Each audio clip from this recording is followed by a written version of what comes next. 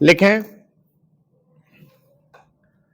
उत्तरी पश्चिमी प्रदेशों के लिए उच्च न्यायालय का स्थान सन 1869 में आगरा से इलाहाबाद स्थानांतरित कर दिया गया और सन 1919 में 11 मार्च को जारी एक पूरक लेटर्स पेटेंट द्वारा इसका पद नाम बदलकर इलाहाबाद उच्च न्यायालय कर दिया गया। यही पद नाम आज तक प्रयुक्त हो रहा है। अवध में सन 1856 में एक न्यायिक आयुक्त और एक वित्तीय आयुक्त की नियुक्ति की गई थी। इसकी धारा 25 के द्वारा इसे अवध तक विस्तृत किया गया। तत्पश्चात यह पुनः सन 1871 के अधिनियम द्वारा गठित किया गया। इस अधिनियम की धारा 23 और 24 के अनुसार किसी अपील पर निर्णय समय संशय की स्थिति उत्पन्न होने पर अवध के न्यायिक आयुक्त को ऐसे मामलों का विचारण हेतु इलाहाबाद उच्च न्यायालय को निर्देशित करना पड़ता था तथा मामले के अभिलेख तथा उससे संबंधित सभी कार्यवाहियों का ब्यौरा भी उच्च न्यायालय को प्रेषित करना पड़ता था।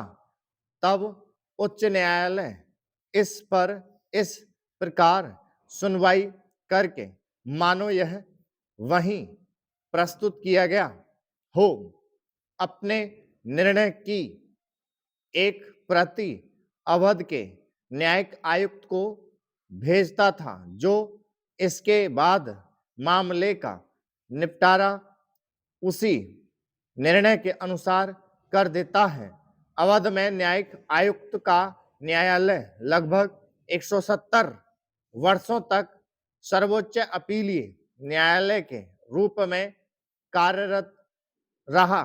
हालांकि इस प्रांत में भू राजस्व निर्धारण के मामलों में सन 1865 के अवध राजस्व न्यायालय अधिनियम की धारा 2(3) के अधीन वित्तीय आयुक्त ने सर्वोच्च न्यायालय के रूप में कार्य किया तथा ऐसे मामलों में उस समय न्यायिक आयुक्त की कोई अधिकारिता नहीं थी, किंतु सन 1871 के अधिनियम की धारा 84 के वित्तीय आयुक्त का पद समाप्त कर दिया गया तथा ऐसे सारे मामले फिर से न्यायिक आयुक्त को सौंप दिए गए।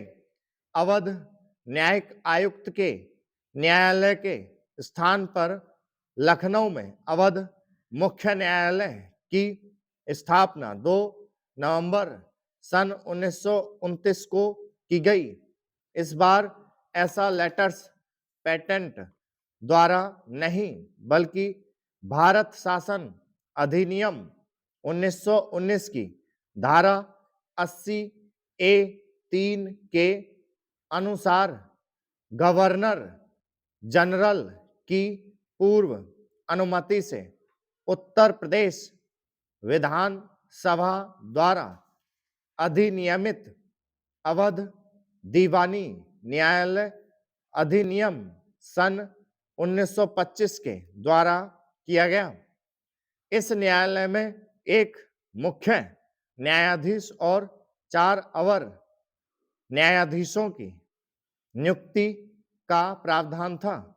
सन 1945 में अवर न्यायाधीशों की संख्या 5 कर दी गई।